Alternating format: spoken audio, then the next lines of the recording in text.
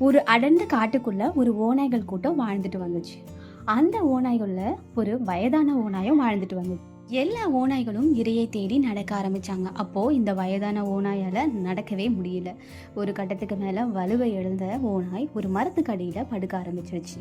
இப்படியே ஒரு நாள் முழுவதும் எந்த உணவையும் சாப்பிடாம படுத்துக்கிட்டு இருந்த ஓநாய் என்ன யோசிக்க ஆரம்பிச்சிருச்சு அப்படின்னா, நான் விரைவாக இரையை தேடலை அப்படின்னா சீக்கிரமாகவே இறந்துடுவேன் அப்படின்னு தனக்குள்ளே சொல்லி புலம்பிக்கிட்டே இருந்துச்சு. அப்போ சற்றும் எதிர்பாராத விதமா ஒரு கொழுத்த வெள்ளை ஆடு அந்த வழியா வந்துகிட்டு இருந்துச்சு. இதை பார்த்த அந்த ஓநாய் அந்த வெள்ளை ஆடை அழைத்து, எனக்கு தயவு செய்து உதவி செய், ஏன்னா ரொம்ப களைப்பா இருக்கேன், என்னால நகர கூட முடியல, எனக்கு தண்ணி இருந்தா கொஞ்சம் பிடிச்சி கூட, ரொம்ப தாகமா இருக்கு அப்படின்னு சொல்லி ரொம்ப பணிவோட கேட்டுச்சு.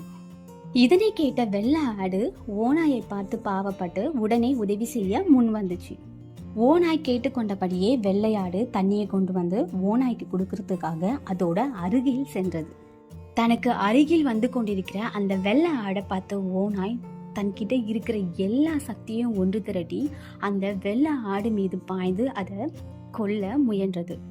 ஆனால் வெள்ளையாடோ வலிமை மிக்கது. தன்னோட வலிமையாலையும் தன்னுடைய இரு கொம்புகளாலையும் அந்த ஓநாயை தடுத்து கீழே தள்ளிவிட்டு அந்த ஓநாயை நோக்கி, தந்திரமா என்ன கொல்ல நினைச்சியா?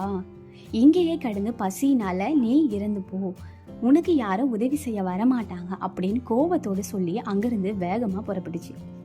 மிகவும் ஏமாற்றம் அடைந்த அந்த ஓநாய் மறுபடியும் அங்கவே படுக்க ஆரம்பிச்சிடுச்சு. அப்போ அந்த வழியா வந்த செம்மறி ஆடை பார்த்த ஓநாய் என்ன நினைக்க ஆரம்பிச்சது அப்படின்னா, வெள்ளையாடு வலிமை மிக்கது, ஆனா செம்மறியாடோ வலிமை இல்லாதது. அதனால அந்த செம்மறி ஆடை அருகில் அழைத்து தந்திரமாக உதவி கேட்டு அதை சுலபமாகவே கொன்று விடலாம் அப்படின்னு சொல்லி நினைச்சுக்கிட்டு இருந்துச்சு. உடனே ஓநாய் அந்த செம்மறி ஆடை அழைத்து, எனக்கு ரொம்பவும் களைப்பா இருக்கு, எனக்கு தண்ணி கொஞ்சம் கொடு, எனக்கு உதவி செய், நீ உதவி செய்யல அப்படின்னா நான் இங்கேயே இறந்து விடுவேன் அப்படின்னு சொல்லுச்சு. இதை கேட்ட செம்மறியாடோ, ஏய் ஓநாய், நீ அந்த வெள்ளை ஆடுக்கு என்னென்ன பண்ண அப்படின்றத நான் அந்த மரத்துக்கு பின்னாடி இருந்து பார்த்துட்டு தான் இருந்தேன், அதனால உன் அருகில் வரவும் மாட்டேன், உனக்கு உதவவும் மாட்டேன், நீ இப்படியே கடந்து பசியினால இறந்து போ அப்படின்னு சொல்லியவாறே அந்த செம்மறியாடும் அந்த இடத்த விட்டு நகர ஆரம்பிச்சிடுச்சு. ஓநாயோட இந்த ஏமாற்று புத்தியால யார்கிட்ட இருந்து எந்த உதவியும் கிடைக்கல. மறுபடியும் அது பலவீனத்தை இழந்து அதே இடத்துல சோகமா படுக்க ஆரம்பிச்சிருச்சு.